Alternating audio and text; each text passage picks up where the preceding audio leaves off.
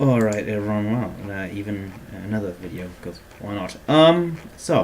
Another War Commander video. Oh boy. Making videos on Kickside games in this day and age, am I right?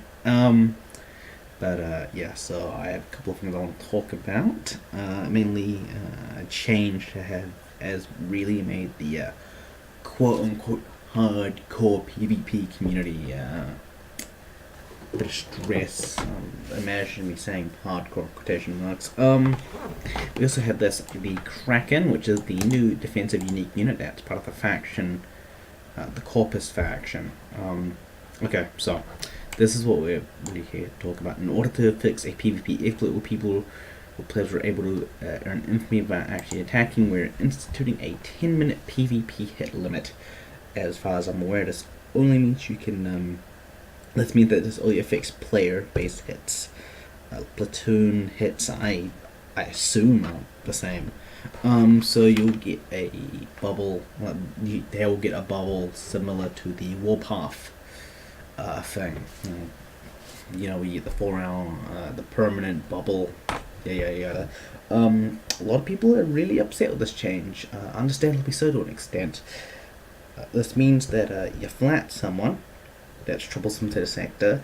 If they've got one plat out, they can just attack all of your guys without retaliation. Now, there are a couple of ways, in my opinion, to get past this. First off, you don't let him do anything. You just don't let him hit.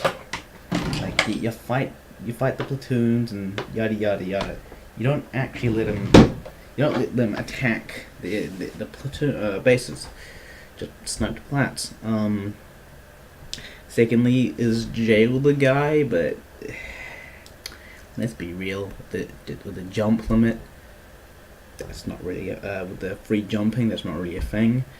My suggestion is institute a forced timer, like a day, half a day, 2 days, 3 days.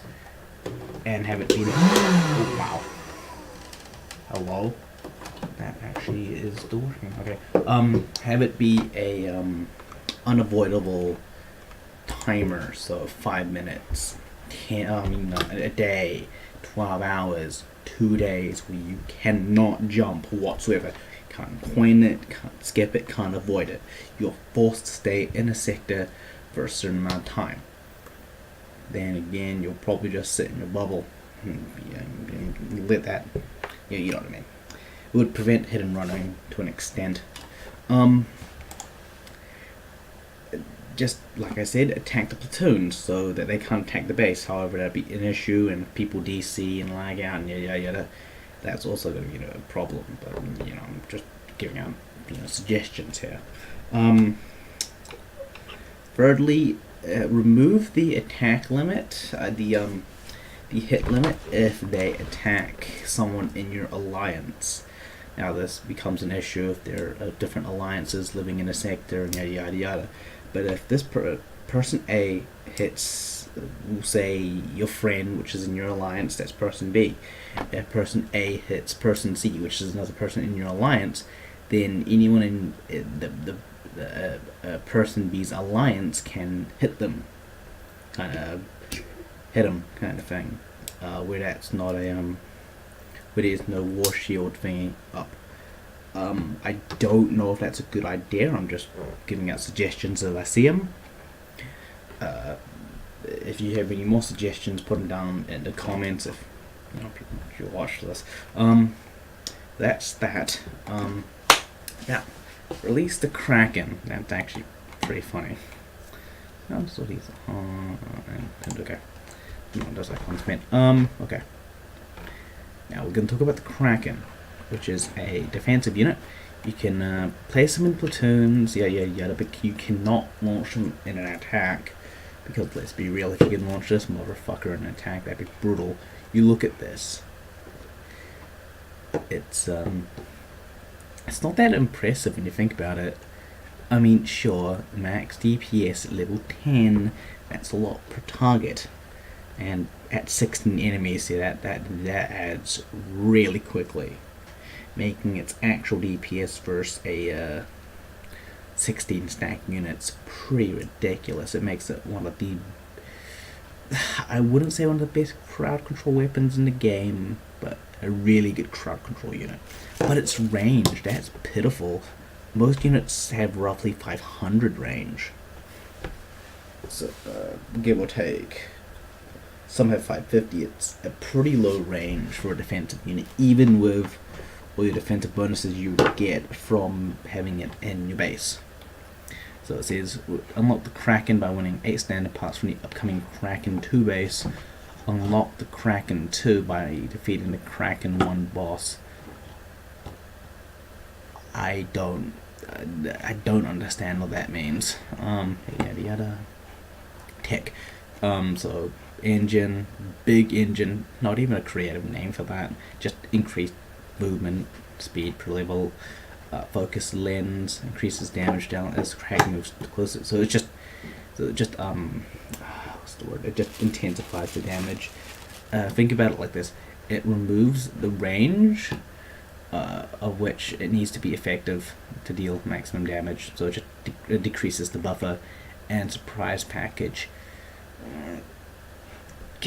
Yeah, but like it gains stealth. Is that a permanent stealth, or no, or is it just, it doesn't specify anything? So obviously, playing as a Corpus player in a PvP platoon fight, this could theoretically be one of the best units in the game against aircraft. If you're playing as Corpus and you have a lot of support units that you can use to bait them in, or also to an extent goes into a base combat. You can just bait them into the range and it just starts attacking and hopefully it kills it. This is not coming from like a top tier 100 player here, just an average player, a casual player that has a lot of hours into real-time strategy games. A lot. So I do have a baseline of what I'm talking about. Yeah, so the Kraken seems like a pretty interesting unit. I just hope that it's implemented correctly. Now, official. Is this for the? Don't know what this is. Hello. Okay, let's just talk about it. And here comes the PvP season. We must talk about it now. Yada yada yada. Alliance stuff doesn't affect me. Yada yada yada. Individual prizes. The top player. The top one player in the game. You know what I mean? That is a redonkulous amount. And you gotta fucking pray you have good friends. It's from what I picked up on it. So yada yada yada.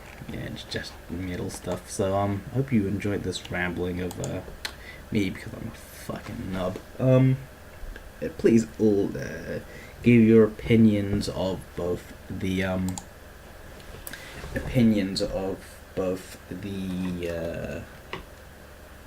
Kraken and the PvP hit thing, and leave comments down of how you guys think it should be fixed. I'll see you guys again next time.